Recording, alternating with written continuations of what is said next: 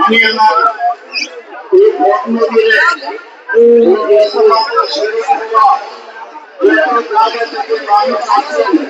আমি সবাইকে আমার আপনাদেরকে শুভেচ্ছা জানাই।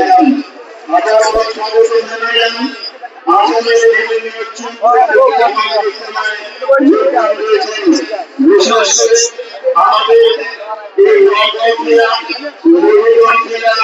আমাদের সমুদ্র জেলা গরম জেলা আমাদের এইভাবে শিবসাগর জোরহাট